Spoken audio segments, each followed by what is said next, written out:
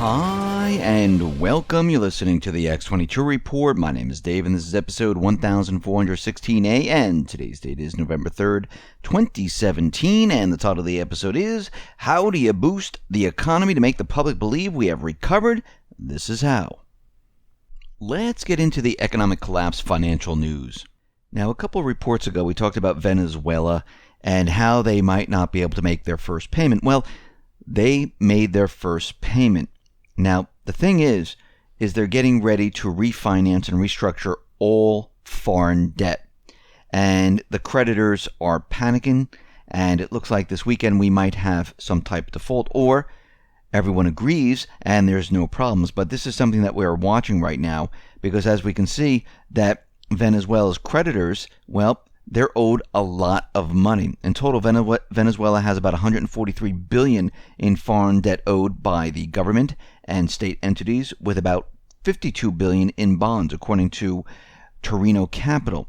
Even as Venezuela's international reserves, including the nation's gold, they have sunk to just $10 billion, a 15-year low. And right now, Maduro's out there saying, listen, we're going to refinance this, we're going to restructure it, and we're going to find an equilibrium. And he's saying that, listen, whatever happens, we're doing it for the best interest of the country. Now, we'll have to watch this to see what happens. And we know that the cabal, they've been putting pressure on Venezuela because, again, they want their natural resources. They want the country to implode on itself. They want regime change. They want to take over everything that is there.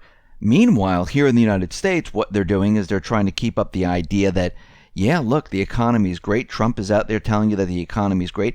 He has done absolutely nothing to the economy right now. No new manufacturing mysteriously appeared in the country. We haven't made any deals with NAFTA. Nothing has really changed. We're on the same exact course as we were with Obama. What they're doing is they're continually manipulating all the numbers. And when we look at this, we can see that they expected the payroll numbers to be about 300,000 after last month's negative print. And the numbers hit around 261,000. Now, what's very interesting is that the average hourly earning numbers, which was expected to rise around 2.7 year on year, also missed, printing at 2.4% instead, with September revised lower to 2.8%. A worse on a monthly basis, there was no wage increase at all, printing at 0%. So with all that said, the real action this time was found in the previous month, September, and that was revised higher from negative 33,000 to a positive 18,000, while August was revised up from 169,000 to 208,000, for a total 2-month revision of 90,000. Additionally, the unemployment rate dropped to a new cycle low, declining to 4.1% from 4.2%. And the underemployment rate declined to 7.9%, the lowest since the start of the century. Now, we know these numbers are absolutely ridiculous. We know that they're completely manipulated because we have not added anything here except for waiters, waitresses, and bartenders. And what's very interesting is that the food and service drink places, well, they had a negative print last month, and all of a sudden, we were pushed up by 88,500 waiters and bartenders that all of a sudden found jobs. Now, this is very interesting. So, if we put this number into context, the record increase, food service and drink places, jobs increased by 34% of all the 261,000 jobs added in October. Now, this is all very interesting because when we look at the retailers, and we're approaching the holiday seasons, retailers cut around 8,000 jobs right before the holiday season. Now, normally they're adding on like crazy. They're cutting jobs right now because there's a lot of stores still closing, and they understand that if they don't make it through this holiday season, and it looks like they're trying to cut costs anywhere they possibly can, they're going to be closing down. And I think we're going to see a lot of stores close down after this holiday season, because we're going to see a lot reporting. And last time we saw it during the holiday season, and we could see that all these stores, even the online centers like Amazon and the rest, they're already starting their Black Friday sales earlier this time. Now, once again, from the past, all this does not work, because if the people do not have jobs, or they have part-time jobs, or they can't find a full-time job, or they find a full-time job and they're making less money, guess what? They're very nervous to go out and spend, and they spend a lot less on the holidays. This is what we've seen in the past. What's also very interesting is that the U.S. mortgage application slipped to their lowest since mid-February, as a 30-year home borrowing cost rose to their highest in 3 months. And this is coming from the Mortgage Bank Association. And they're saying that the mortgage activity fell by 2.6%. This was the lowest since February 17th of this year. And we see right now, as interest rates move up a little bit, guess what? It pushes people out of the market. Now, if the Fed comes in and they start raising rates, guess what? The housing market is doomed. This is why they've done nothing as of yet. Now, to convince everyone that the economy's doing well, that we're recovering, what they need to do is they need to manipulate all these different numbers, like the unemployment, the GDP, everything they can get their hands on, the stock market, and they need to convince everyone that all of this is absolutely fine. And one of the big ways to do this is the stock market, because people are looking at the stock market, they feel good. If the stock market is up, they feel like everything is perfect in the world. But what have they done to create the illusion that everything is fine? Well, in the third quarter of 2017, one in which the global economy was supposedly undergoing an unprecedented coordinated growth spurt, in which the central banks were preparing to unveil their QE tapering intentions, and we know that the Fed right now, they are going to start unwinding. It's a very small bit of unwinding they're doing right now. It's not even going to affect their whole entire ledger of about $4.5 trillion. But when we look at this, we can see that they need to pump up the stock market. How did they do this? Well, the central banks, they went on a buying spree, and they boosted the markets up. Now, this is coming from the Swiss Central Bank, and they have aggressively bought stocks. $88 billion worth of U.S. stock. So when we look at this, we can see in the month of September, they added $88 billion worth of stock. In January of 2017, they bought $84 billion worth of stock. Now, they're keeping the market up.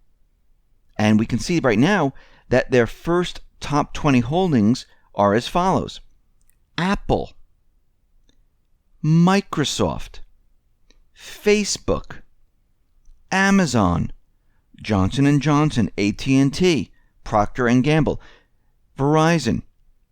And you can see that these stocks, some of them make up the FANGs. They've been pumping this up to convince everyone that we have recovered. And they're creating currency out of thin air. They're pumping it into the stock market. And everyone's thinking to themselves, wow, look, the stock market's going up. Well, the stock market's not going up because people are like, ooh, let me get that stock. Let me look at the revenue of the corporation. Wow, they're doing great in sales, so I have to buy their stock. No, what the central bank is doing is they're creating currency out of thin air, and they're buying up the stock. I mean, think about it. If you could sit in your home and just create currency out of thin air and just buy stocks, is that real? No. So let's think about this for a second. If we remove the $88 billion that they spent in September from the stock market, and I made a mistake. It wasn't January of 2017. It was June of 2017 when they purchased $84 billion. So if we removed $84 billion in June, if we remove $80 billion in March of this year, if we remove $63 billion in December of 2016, and this goes all the way back to 2014 when they started to purchase these stocks. So we're going from 2014 all the way up to 2017, I mean, we're talking about almost $1 trillion shoved into the stock market to pump this up. And if you notice, and I'm looking at this graph, the amount that they have to spend each time is increasing. Because if we go back to, let's say, June of 2016, it was $61 billion. Then September of 2016, it was $62 billion. Then in December, it was $63 billion. And then all of a sudden in March, they had to go all the way up to $80 billion. Then in June, it's 84, and then September, 88. And it's just going to keep going up and up and up because they need to spend more money to keep the stock market alive. People are getting out. People don't want this anymore. The insiders are getting out. Who's going to take up the slack? Well, only the central banks, because they can create currency out of thin air. So they're pumping the stock market up with money that they created out of thin air. It's not coming from the public. It's not coming from institutional investors. It's not coming from anyone except the central bank, where they can just create currency out of thin air. They might as well just print, $1 trillion right now and just throw it into the stock market. That tells you right there and then it is completely fake, phony, and false. And when people start to look at this and everyone gets out of it, and this is why they're continually pumping in more and more of their money that's created out of thin air, I should say currency that's created out of thin air, eventually people are going to scratch their heads and say, okay, this is getting ridiculous. I mean, they're almost up to 100 trillion, 100 billion, 200 billion. Who's in the market anymore? Nobody. And this is where you're going to get a loss of confidence.